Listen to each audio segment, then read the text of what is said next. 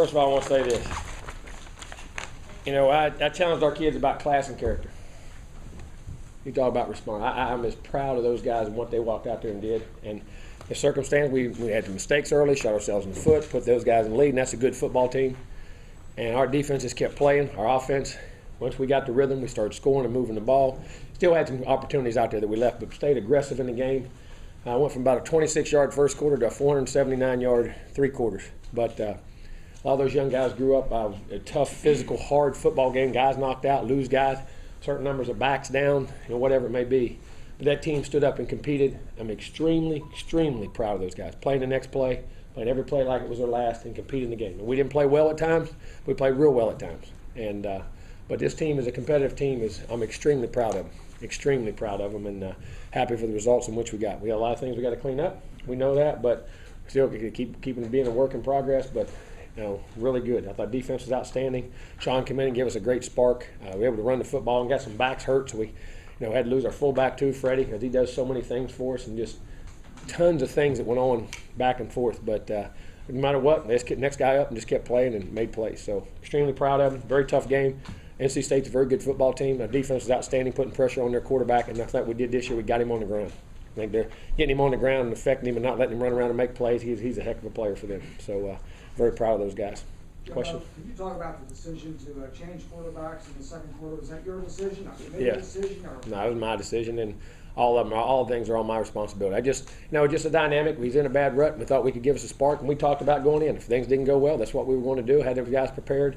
And Sean didn't. That's not easy to do. To walk in there and do what he did and played an outstanding game and made the plays, and and we got some rhythm on offense, and then we took off. So you came into the game thinking that if it didn't go well early on, you'd be.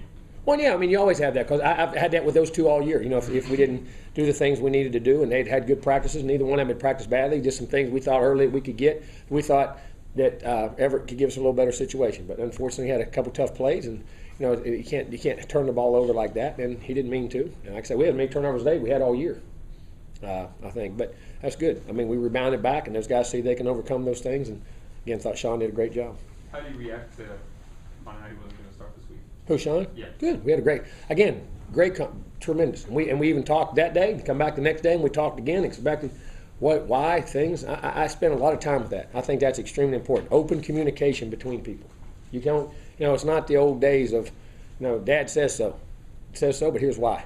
And here's why, and here's what I'm going to do, and here's what I'm going to need you to do. And that guy is a heck of a guy, and what he did, the maturity he showed to be able to be ready and go in there and do that. Jimbo, outstanding. What's it say about him, though? It's hard to lose a job after you started. He didn't lose it, but he really didn't lose the job. It was just a skill set going into the game. And I thought he did a great job of earning the job today. How do you assess the fight level of this team to be able to come back from those 5 turnovers? I love him, the character. You know what I mean? Really, it was 3, and then the 4th one was the one that got us. Down there, we got a missed block, and we had that one open for a touchdown. That gun, we got some protection. We had it on a double move, and but I like the aggression. So, but the character of these guys is top notch. Again, I say this all the time. We've got great players. We've got better kids, and they did a heck of a job fighting and competing in this game.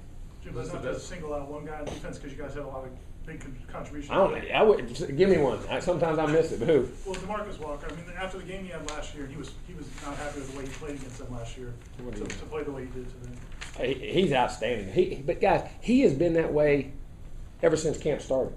I mean, he's been a leader.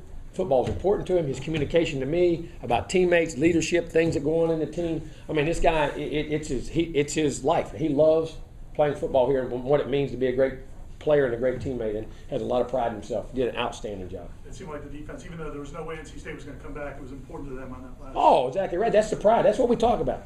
Every play. No matter what times in the game, there's no reason to take a play off. And you can't do that. They were outstanding in the game, and to hold him out of the end zone talks about the character.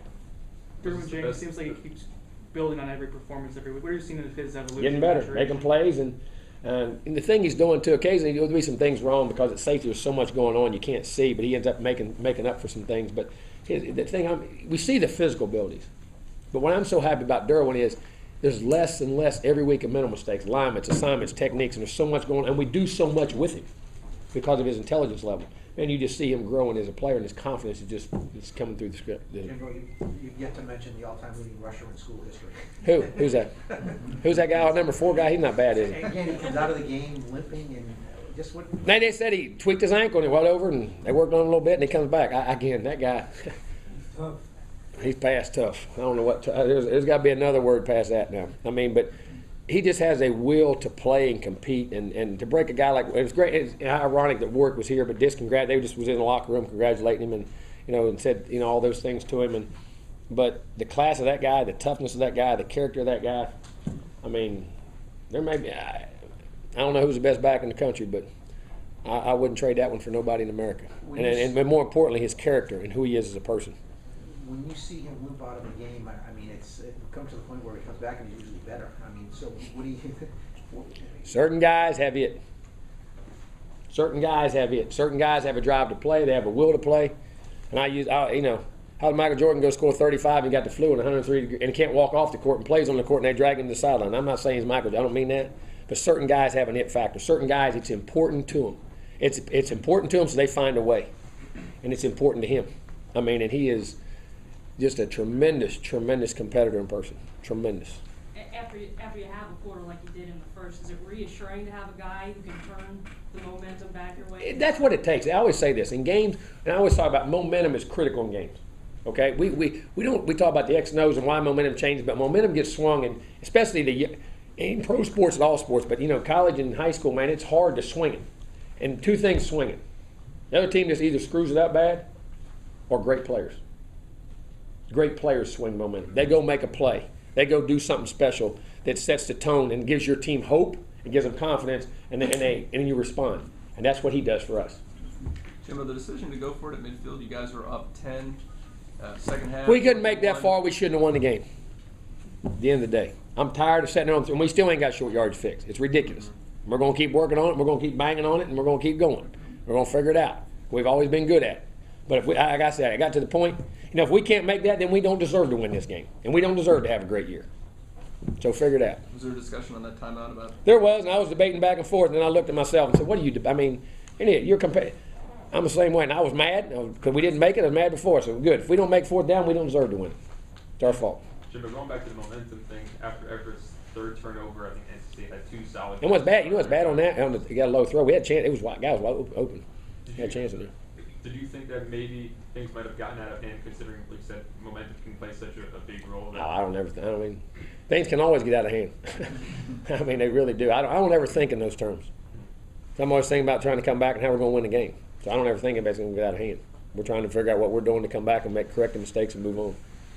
What about Critical Sean? of the moment was the forced fumble that you guys had in the third quarter. That was critical. I mean, and give us momentum and score 2 plays later. And to get that, I thought that was really critical in the game. And that's one thing we do. I mean, we're playing on defense great. And we haven't gotten tons of turnovers as great as they've played. But turnovers come in bunches. You know what I mean? So, but that was a big time play. Jimbo, what did you see early in the week that told you that they might respond this way from that Clemson loss? The way they practiced. I said all week the defense was really high in there, and I thought they would because they were playing well. But then the offense Monday was okay. Tuesday a little bit down. Wednesday they started picking out, and Thursday they were really up. I mean, they just saw the looking around. And we talked to them about it. I go back and I rehashed this. I said, pride, and we talked about a dynasty of Florida State here, right? For 87 to 2000, 2001. Go back and think about it. How they all those teams, while they were a dynasty, they lost some heartbreaking games in that 14-year. I'm talking about heartbreakers in that 14-year run. And I talked to them about it.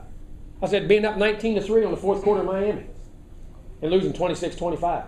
They never lost a game. That team finished second. 88 to be number 1, lose 31-0. Team finished 11-1 and finished second. And 89 to lose the first 2, then to win 10 in a row and finish in the top 5. And 90 to lose back-to-back to Miami and Auburn in the middle, and then win out. Beat Penn State in the bowl game. 91 to lose the last 2 games of the year to Miami and Florida, being number 1. Still went and won the bowl game against Texas A&M. And 92 lost a tough one. 93, but the dynasty was built not on the championships, but on the responses and the consistency and the competitiveness and the great players of how they responded to adversity over that 14 years.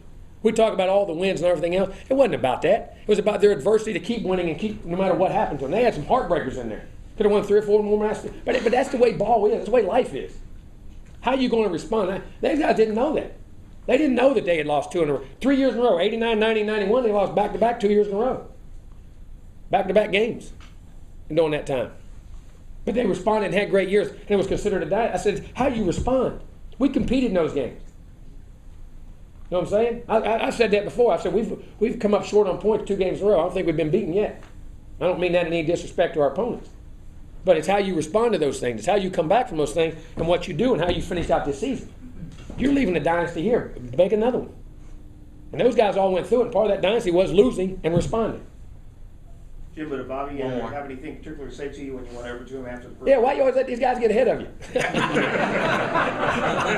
I said, you got any suggestions? He said, nope, they're on you, baby. He said, they're on you. They always do. I mean, it was great to see him. Talk about 35 years ago to be, the Bobby Dodd coach here and what he mean. You know what's funny? He looks younger now. He's getting younger. I'm getting older than dog years. He's getting younger. Jimbo, with that in mind, talking about the dynasties, will you talk to your team about the process of the importance of winning the next 2 games to improve your chances for? Yes. Talk about. Well, I did. About how you finish and how you compete and how you play it out. That's what it's all about. And have double-digit wins. This senior class can be the winningest senior class in Florida State history. Have a chance to win 50 games as a senior class. Think about that. 50 games. That's a lot of football games. You know what I'm saying? They can do some great things. You want a legacy? What you going to leave behind for these young guys? And you young guys want to set the tone for what's going on next year? You do it right now. You don't wait till then. You do it right now because it's who you are. It's your culture. It's your nature. Everything don't go well. Life ain't always fair. We don't always work out right. What you respond to. All right, thank you.